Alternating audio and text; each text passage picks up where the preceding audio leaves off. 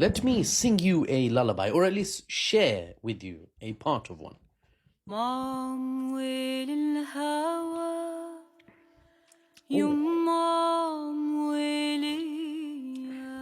Sorry, that sent me.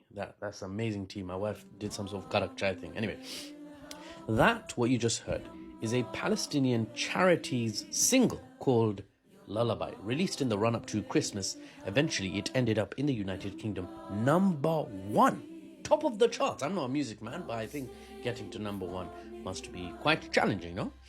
Now, the BBC, British Broadcasting Corporation, reported on this unprecedented event, right? A heart-rending song with all the profits going straight to charity for the needy in the run-up to Christmas, spectacularly beating out all competition, all the celebrities, all the, the singers, that's a mic in hand, getting top spot, right? The BBC, of course, would make a big deal out of this.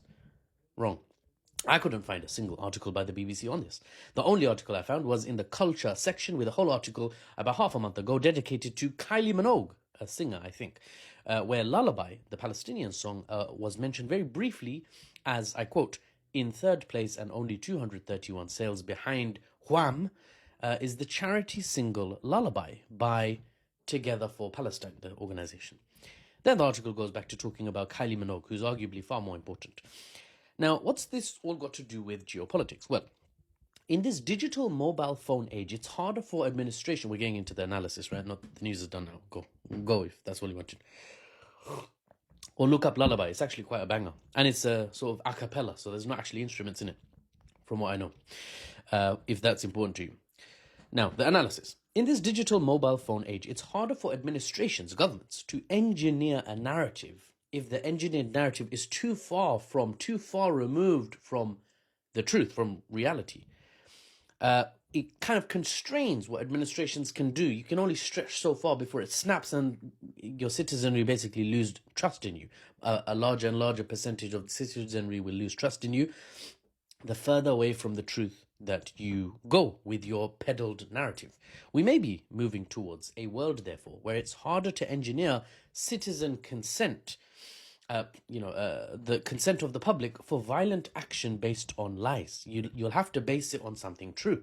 The citizenry of the world are a lot more connected now, and nothing connects humanity like opposing, harming children, harming women, harming non-combatant men. That's quite a common theme. At the end of the day, we all of us, just want to live our best life in peace and in safety, surrounded by the ones we love. In one of the leading nations of the West, here in the United Kingdom, one of the largest economies in the Western world, an a cappella, basically, a slow and melodic, it's not like a crazy banger, right? It's a slow, melodic, sad, melancholy almost, it could be argued, song rushed to the very top of the charts. Hate and division, you see, is not inherent, is not built in to humanity.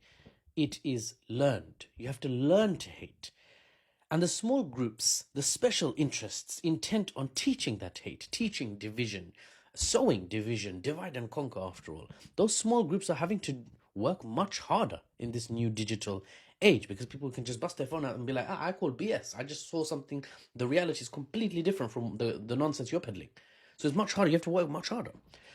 For the natural disposition of mankind is to love and to wish good for their fellow human being. You have to learn to get over that and start hating each other.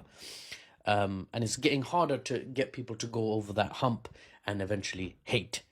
Here in the heart of the Western world, the citizenry chose a charity song about Palestine to be the shining star atop their Christmas trees this holiday season. Not that I celebrate, but, most people here do. And some big news outlets may not make mention of it, but that matters not. The people have mouths to speak with and ears to hear with, and mainstream media is by the day becoming less mainstream and more legacy. For better or worse. I'm not saying that's a good thing. I'm not saying it's a bad thing either. For the unbiased news and analysis without the Western spin, as always, I'm Mahfouz, your NewsBaba, and I'll see you on the next one.